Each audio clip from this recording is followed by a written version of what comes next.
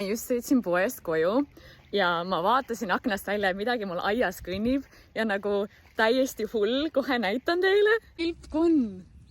Issand, kui suur ta on!